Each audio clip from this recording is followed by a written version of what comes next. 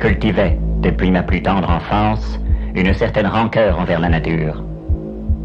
Bercé par le chant des machines et le ronronnement amical des moteurs, je me sentais à mon aise exclusivement dans le confort et la sécurité du béton. Je n'éprouvais aucun plaisir à m'exposer aux dégoûtantes sauvageries de la terre. Il y règne un désordre qui m'horripile, une inconstance sournoise dont je me suis toujours un peu méfié. Le mercredi 3 novembre 1948, je fuyais l'archaïque Manaus pour gagner la grossière Bogota, où m'attendait ma dernière correspondance pour la sublime New York. Je m'étais alors retrouvé à bord d'un bimoteur Douglas DC-47, diablement périmé, mais qui faisait l'affaire pour les gens du coin. Cette future épave avait connu tant de batailles qu'on pouvait examiner le paysage sans difficulté à travers une ribambelle de Judas involontaires percée à coups de canon sur quelques fronts lointains. Seul et unique passager, je contemplais l'intérieur insolite de cette cabane volante, où pendaient quelques hamacs au-dessus de caisses de manioc.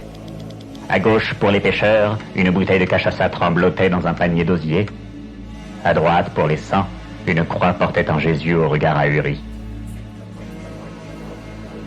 Malgré son état déplorable, la carcasse s'enfonça avec une certaine grâce dans la canopée, quelques minutes après que le moteur gauche ait décidé, sans prévenir personne, de prendre sa retraite.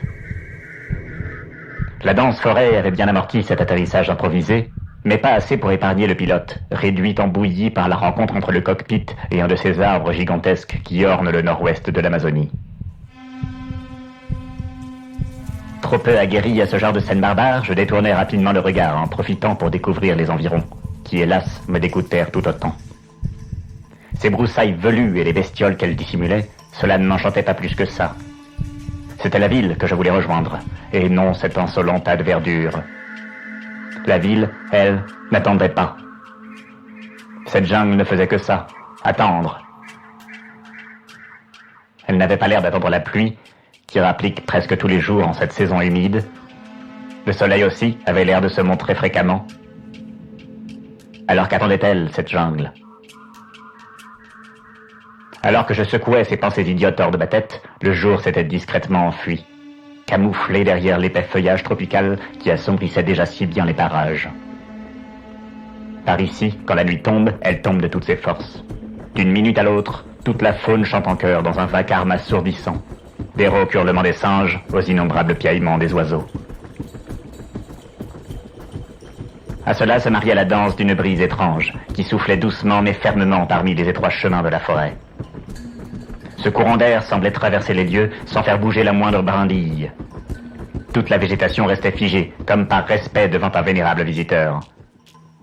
Elle semblait même trop immobile. Je ne percevais aucun mouvement, aussi minuscule soit-il.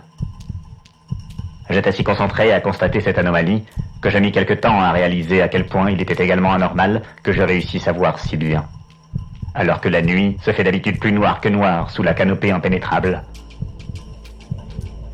La lueur qui persistait jaillissait des arbres, des feuilles, des buissons et même du sol, dans un rythme semblable à celui d'une respiration. Je restais hypnotisé par ces reflets virevoltants qui tendaient vers le violet et le bleu, quelque part entre les deux en une couleur que je découvrais pour la toute première fois. Le tapage nocturne ambiant rappela mon attention. Les bestioles tout autour de moi se manifestaient toujours, mais leur musique se métamorphosait. Des sons métalliques et des échos interminables accompagnaient cette horrible symphonie qui n'avait au bout de quelques minutes plus rien de naturel. D'ailleurs, dans cette nature paralysée, quelle créature pourrait bien continuer ainsi à se faire entendre ? Je m'étonnais à peine de ne plus pouvoir bouger à mon tour. Coincé dans un corps en pierre, je n'avais que mes yeux pour voir, mon nez pour sentir et mes oreilles pour écouter. Quand la lune surgit enfin, la jungle n'attendait plus. Son disque brillant avait de la peine à percer l'épais feuillage, mais sa présence rendait la canopée de plus en plus translucide, et les visions cachées commencèrent à se montrer. La forêt démasquée montrait son vrai visage. J'apercevais dans le paysage des pyramides dorées, grandes comme nos plus hautes tours, des ponts titanesques aux piliers rugueux, des temples qui allaient de la terre au ciel. Tout cela ni de briques, ni de pierres, mais tout droit sorti des boyaux de la terre. Je n'y voyais personne, mais j'y sentais la présence. Je les sentais qui me frôlaient par un courant d'air glaçant, qui m'assaillaient les oreilles par leur chant, qui faisait briller toutes les choses de cette couleur indicible. Si j'avais encore eu ma bouche, j'aurais certainement hurlé à ce moment-là.